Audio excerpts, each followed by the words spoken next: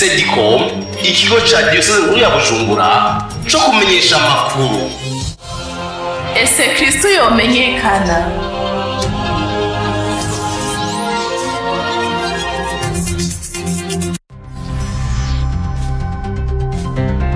Amakuru mu Kirundi mushikirizwa na Sedicom.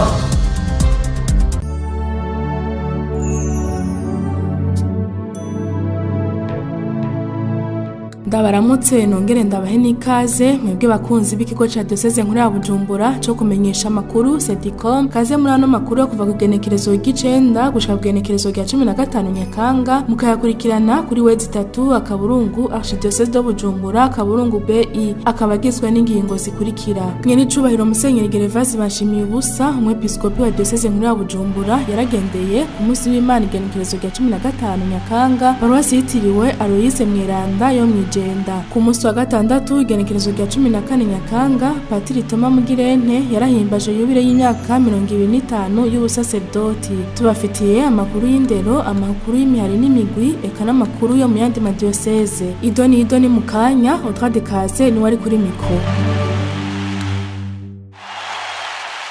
Duhera no makuru ku makuru y'urugendo rwa Nyenicubahiro Musenyeri Gervase Bashimiye ubusa, umwepiskopi mukuru wa Diocese nkuru ya Bujumbura muri paruwasi yitiriwe Aloise Mweranda yo mw'Ijenda ku munsi w'Imana igenekerezo rya 15 Nyakanga. Ni inkuru ya Victor niyo nkuru. Kuri uyu munsi w'Imana igenekerezo rya 15 ukwezi kw'icenda, umwungere mukuru wa Diocese nkuru ya Bujumbura Nyenicubahiro Musenyeri mukuru Gervase Bashimiye ubusa yaramutse agendera paruwasi yitiriwe Mweranda Aloise yo mw'Ijenda, aho hari ntumbero yo kugira ngo yegere ubusho bw'Imana ajejwe kuyobora. Yongeye kandi ahereza inkuka ya misa. Mu siguro y'ijambo ry'Imana, umwungere mukuru wa Diocese nkuru ya Bujumbura yashimikiye ku kigongwe c'Imana. Ati naho umuntu yoba yacumuye akikura ku Mana, mu gihe yigaye iyo Mana nyene imwakirana urukundo n'ikigongwe kuko ni nyene imbabazi. Ati nkuko abarundi bayamaze, ishavu ry'umuvyeyi riririrwa ntirirara. Abakristo muri paruwasi ya Jenda bakaba bahimbawe cyane no kubona umwungere mukuru wa Diocese nkuru ya Bujumbura yashimye kuza gusangira inkuka ya misa nabo muri ako gatondo. Victor niyo nkuru ku bwa Sedicom paruwasi Jenda. Tugushimire Victor niyo nkuru. Amakuru y'abasaserdoti bacu ku munsi wa gatandatu igenekerezo rya 14 Nyakanga, Patiri Thomas Mugirente, patiri mukuru wa paruwasi muvyeyi w'ikigongwe yo mu Kanyosha, yarahimbaje yubile y'imyaka 25 y'ubusaserdoti. Ibirori vyo guhimbaza iyo yubile bikaba vyabereye ku ishuri rya Kinama riri muri paruwasi Mubimbi asanzwe avukamwo. Idonido na Niseti Nduwayezu. Kuri uyu wa gatandatu igenekerezo rya 14 ukwezi kw'icenda uyu mwaka, muri paruwasi Mubimbi kuri sikirisare ya Kinama habereye inkuka ya misa yo gukengurukira Imana ku musaserdoti asanzwe avuka aho nyene kuri sikirisare ya Kinama, Patiri Thomas Mugirente, aho yariko yigina yubile y'imyaka 25 amaze yatiwe mw'ibanga ry'ubusaserdoti. Akaba yatiwe kw'igenekerezo rya 24 ukwezi kw'icenda umwaka w'igihumbi kimwe n'amajana 994. Iyo yubile ikaba yari ifise icivugo kigira kiti Toma aramwishura ati mukama wanje mana yanje. Inkuka ya misa yuguruwe icese n'umwepiskopi Samuragwa wa Diocese ya Bubanza George Bizimana. Mw'ijambo ry'ikaze, Patiri mukuru wa paruwase Mubimbi Athanase Nsabimana agira ati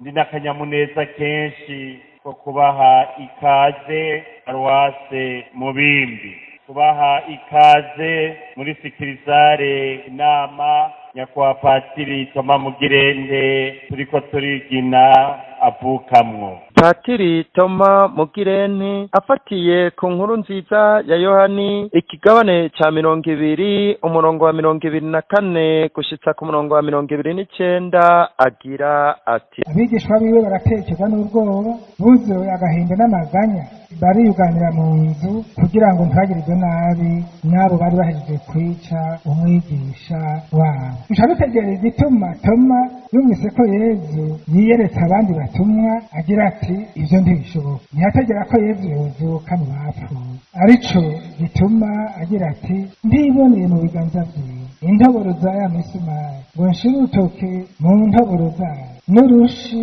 mu rubavu rwiwe sinzokwemera. Intoboro za ya misumari urushi mu rubavu rwiwe nyuma arongera ibimenyetso vy'umusaraba, arongera ibimenyetso vya Yezu yarambuye ku musaraba.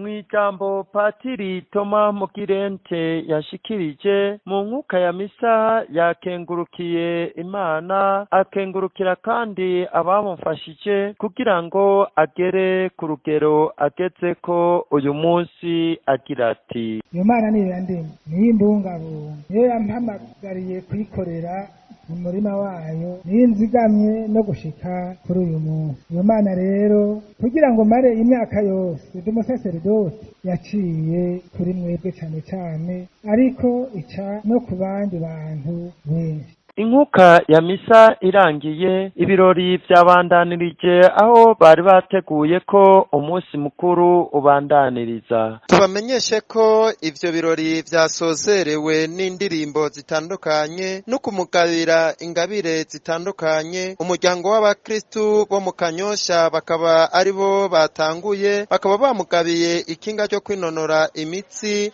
n'inka. Umuryango w'abakristu bo kuri Sikirisare ya Kinama bakaba nabo nyene bamugabiye inka bita ingabire ya yubire butumwa bwiza. Ku bwa Setikome, Aniseti Nduwayezu, Paruwase Mubimbi. Arakoze Aniseti Nduwayezu. Tukiri mu makuru y'abasaserdoti bacu, Paruwase Magara yarakiriye Patiri Sylvain Ntasumba-Umuyange ku munsi wa kabiri igenekerezo rya 10 Nyakanga, akaba ariho agiye kurangurira ubutumwa muri iyo paruwase. Ido Nido na Jacqueline Habonimana. Akanyamuneza kenshi muri Paruwase Magara kuri uyu wa kabiri igenekerezo rya 10 Nyakanga, aho abakristo batari bake bari baherekeje Patiri Ntasumba-Umuyange Sylvain ate kurangurira ubutumwa muri Paruwase Magara. Uwo mupatiri yari asanzwe arangurira ubutumwa muri Paruwase Buterere. Ijambo ryo kwakira icese Patiri Ntasumba-Umuyange ryavuzwe na Patiri mukuru wa Paruwase Magara Innocent Banjatuyaka. Yagize ati: kaze muri sanze muri Paruwase Magara, ati ni paruwase yegereye ikiyaga Tanganyika, ni paruwase ihana urubibe na Paruwase Minago yo muri diocese ya Bururi. Atariko amashuri akukira iyi paruwase ya Magara ari mu misozi, muzoruha ariko muze mwihangane kuko mu butumwa niko bigenda. Umukuru w'inama nkuru ya Paruwase ya Buterere Nkunzimana Johnson yagize ati: Patiri Ntasumba-Umuyange Sylvain twari tumaranye umwaka urenga iminsi 2 muri Paruwase ya Buterere, ati rero ntivyari byose kugira tumuherekeze kuko twari tukimukumbuye cyane, ati kuko ivyo yaramaze kudukorera byari bikora. Patiri mukuru wa Paruwase ya Buterere nawe yasavye Patiri Ntasumba-Umuyange ko ubugamburusi n'umwete yarafise muri Paruwase ya Buterere ariko yogumana muri Paruwase Magara, mbere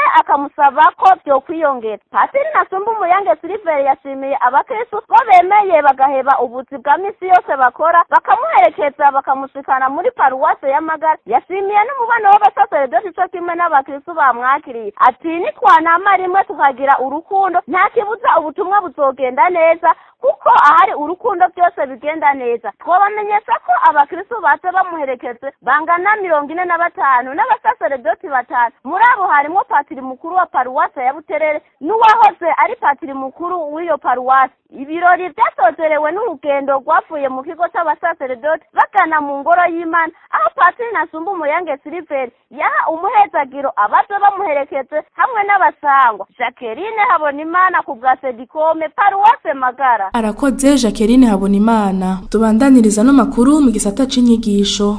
Amaparuwasi yo mu gipolisi c'u Burundi yo mu gisagara ca Bujumbura yifatekanije na Paruwasi Kido Maria Comfort yo mu Kamenge baratunganije indwi yo kumenyesha inkuru nziza kuva ku igenekerezo rya 10 gushika ku igenekerezo rya 14 Nyakanga ku civugo ngo ni mukenyereza igume kandi amatara yanyu yame yaka. Ni inkuru ya Sylvain Ndayikengurukiye. Kuva ku igenekerezo rya 10 gushika ku igenekerezo rya 14 ukwezi kw'icenda harabaye indwi yo kumenyesha inkuru nziza ku civugo ngo mukenyereza igume kandi amatara yanyu yame yaka. Izo nyigisho zikaba zabereye ku kibuga c'umupira w'amaguru cegereye Paruwase Regina Pacis Sokarti. Izo nyigisho zikaba zatanzwe na Patiri Pierre Nsengiyumva, Patiri Jean Baptiste, Berger Diocese Bienvenu Ntigwimigwa hamwe na Berger Emmanuel Nkurunziza. Ku munsi wo gusozera inyigisho harabaye n'imisa yo gusabira abarwayi aho Yezu yakijije abatari bake. Inyuma zaho twaregereye umwibutsamana mukuru mu gipolisi c'u Burundi Patiri Ndayitwaye ko Jean Berkimas aratwiganira ingene batunganije izo nyigisho. Tumwumvirize.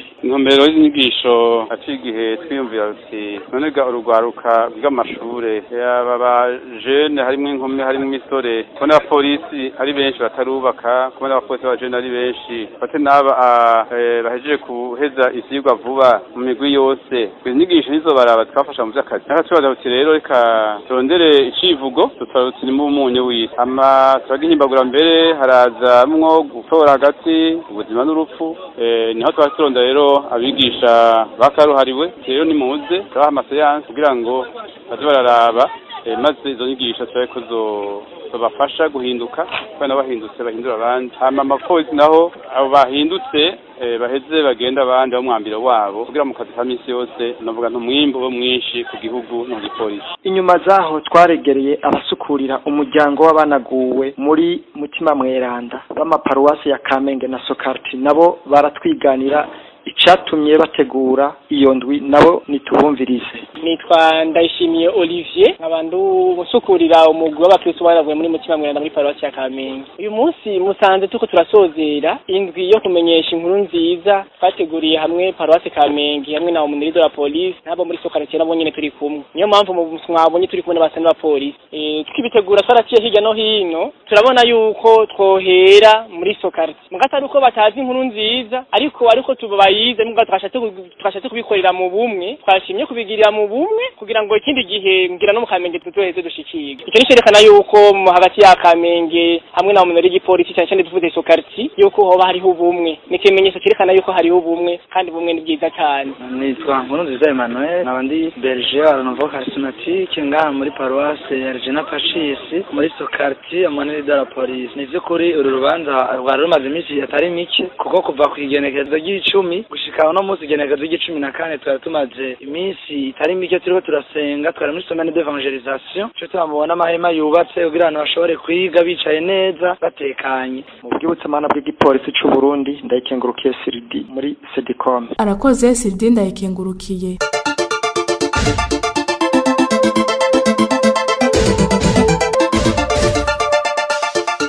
Tuje mu gisata c'indero abanyeshuri mu mashuri nshingiro n'abinyuma y'ishuri nshingiro baratanguye umwaka w'ishuri w'umwaka wa 2019 ushiraho umwaka wa 2020 ku munsi wa mbere igenekerezo ry'icenda Nyakanga ku ishuri ryitiriwe umubano mwiza mu Kanyosha hamwe n'ishuri nshingiro Kanyosha gatatu uwo mwaka w'ishuri bawutanguye neza muri rusangi. Idonido na Gonzalve Ntashimikiro. Ku ishuri ryisumbuye ryitiriwe umubano mwiza abeshi bita kuri Sedo Conviate abanyeshuri n'abigisha bari batonze mbe n'ivyiga bikaba vyari vyamaze gutangura mu mashuri amwamwe. Ku bwa Eric Nkeshimana umuyobozi w'iryo shure batanguye umwaka w'ishure neza kiretse ko bafise ingwane n'ubwinshi bw'abana mu myaka y'indwi n'umwaka wa mbere w'inyuma y'ishure shingiro. Nkuko itegeko shikiranganje ribivuga umwaka w'ishuri w'2019 ushira umwaka wa 2020 watanguye neza ngaha kuri lycée ya Conviation mu Kanyosha. Twatanguranye abanyeshuri benshi cyane mu mwaka w'indwi cyane imyaka yo muri fondamentale ni benshi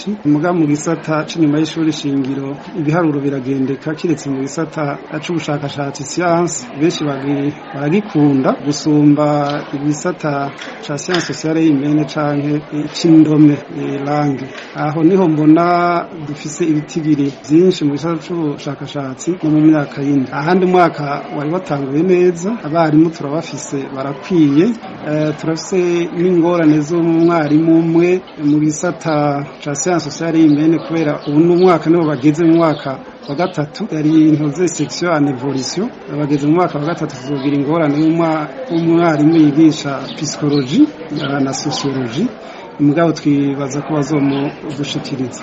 Ibitabo turabifise n'intebe turazifise zikwiye. Ibitabo gusa biragorana mu mwaka w'umunani cyane n'ibi by'inyuma y'ishuri shingiro dufise ibitabo bikeya. Marcelina Ambeshiminwe umuyobozi w'ishure shingiro ya Kanyosha gatatu nawe menyesha ko umwaka w'ishure watangwe neza kandi atangorane bafise kuko bari bavyiteguriye. Twawutanguye neza cyane abana baje twari twariteguye twarateguye byose twarateguye aho bashikira twarateguye amaliste abavyeyi babazanye turatangura neza turavugana ku idarapo hanyuma haca harakurikira kubajana mu bibanza. Ubu rero imigwi iza kwiga inyuma ya saa sita yamaze gusubira inyuma mu mashure, naho abahasanzwe bariko baratangura inyigisho ukuri kwamye.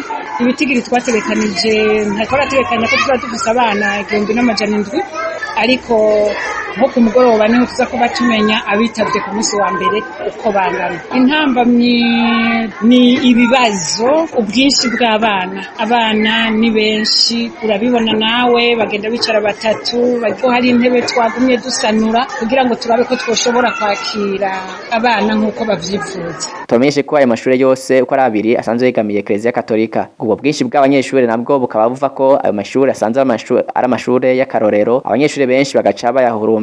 Muri Paroisse Kanyosha, Gonzalve Ntashimikiro kwa Sedecom. Tugushimire Gonzalve Ntashimikiro. Amakuru y'imihari n'imigwi, umugwi w'abaririmbira-mana witiriwe Vicente wa Paulo Mweranda wo muri Paroisse Mukiza Mweranda mu Nyakabiga warahimbaje yubile y'imyaka 25 bamaze barangurira ubutumwa bwo guhimbaza Imana mu ndirimbo zo mu nkuka y'imisa. Idonido na Marie Chantal Nzeyimana.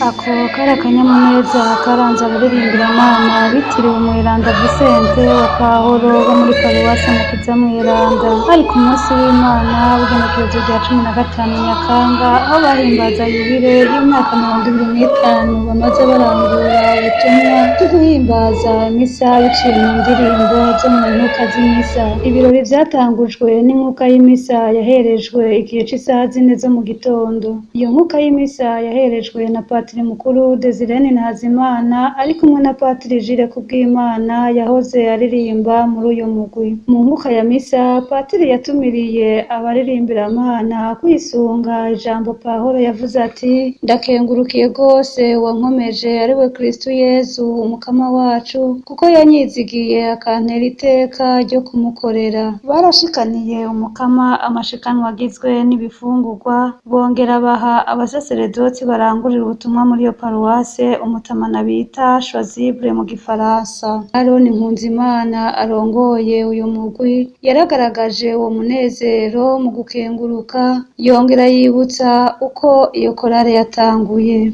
Hari mu 1993 aho igihugu cy'u Burundi hacagira ingorane, haratera indwano. Abenshi rero muri kino gihugu barataye izabo, aho rero abari mu kinama bahunze nabo nyene bahungira ngaha mu Nyakabiga. Muri bo rero harimo abahoze baririmba muri kohari yo mu kinama yitwa Kweri Cantores. Umuvyeyi wa bamwe muri bo arabahamagara ababwira ati: mwibuke indagano mwagize imbere y'umukama yuko muzokwama muyiririmbira mufasha mbere n'abakristo gusenga neza. Nabo bavyumvise babifata nkama, barabyakira, baca baja inama, babona bikwiye ko batanguza uwo mugwi. Kubera ko muri Cantores baririmba b'abahungu gusa, nabo nyene bashimye ko no ngaha muri Paruwasi Mukiza Mweranda boshinga uwo mugwi mugabo ukaba uw'abahungu gusa. Bamaze kubyumvikana baragenda baravugana na Patiri Mukuru ico gihe arabibemerera. Kohari Vicente wa Paulo Mweranda ibiravutse mu mwaka w'1994. Na Patiri Jire Kubwimana yarakengurutse ashima ko nawe igice kimwe c'ubuzima yakimaze muri iyo korale, acagira ko asezera kuko agiye kurangurira ubundi butumwa muri Bene. Umunsi w'akanyamuneza kuri jewe na Kohari Vincent de Paul ko dusangiye yubile, kuko nanje igice kimwe mu buzima bw'iwanje kirimo muri Kohari Vincent de Paul bihuriranye n'uko nanje ngomba kubasezera ndabakengurukira kuko twarasangiye ubuzima, turasangira n'ubutumwa hano muri Paruwase Mukiza Mweranda. None rero ndakengurukiye umwe wese ico yabaye mu buzima bwanje, ico yamfashije, ikiboneka n'ikitaboneka, kugira ngo mbe ngihimbawe muri uyu mwaka twari tumaranye. None rero umwungere yarampaye ubundi butumwa, arisanzwe uri mu gisata ca diocese kijejwe ubutumwa ubutumwa bw'abakristo balayike, ariko uyu mwaka umwepiskopi yandungitse gusubira kwiga igihugu ca Benin, zogenda igenekerezo rya 27 ukwezi ku munsi wa 5 w'indwiza. None rero nagomba kubasaba musabire namwe kugira ngo igikorwa ngiye kurangura ndakirangure neza kandi ndakinywanishe n'ibanga ry'ubusaseredoti. Mu kurangiza Patiri Desire Ntazimana yarakengurutse ijambo bashikirije n'akaganuke babahaye. Marie Chantal Nzeyimana, Paruwase Mukiza Mweranda, ku bwa Sedicom. Arakoze Marie Chantal Nzeyimana. Tuje mu yandi madiocese kuva ku igenekerezo rya 12 gushika ku igenekerezo rya 15 Nyakanga muri Paruwase Mushaho Tatu wa Bikira Maria iri muri diocese ya Ngozi harabaye indwi yo kumenyesha inkuru nziza yatunganijwe n'umuryango w'abanaguye muri Mutima Mweranda mu ntumbero yo guhimbaza yubire y'imyaka 25 uwo muryango maze ushitse mu Burundi. Icivugo cari narabonye amarushwa y'igihugu canje kiri mu Misiri, narumvise amaganya yaco none nje kukirokora. Inyigisho zikaba zatanzwe na Patiri René Mihigo yavuye muri diocese ya Bukavu mu gihugu kibanyi ca Kongo, zikaba zitabwe n'abakristo batari bake harimwo abana, abalayike, abihebeye Imana, ugwaruka, abakuze, abasaza eka ndetse n'abagendana ubumuga. Ni inkuru twashikirijwe na Patiri Marc Manirakiza. Akaba ari ngaha sozereye kwa no makuru, nkabashimira mwebwe mwese mwayateza abiri, nkashimira abafashije kuyatororokanya. Odrade Kaze ni mwari kumwe kuri mikro, ndabipfurije kuranirwa mu byanyu byose.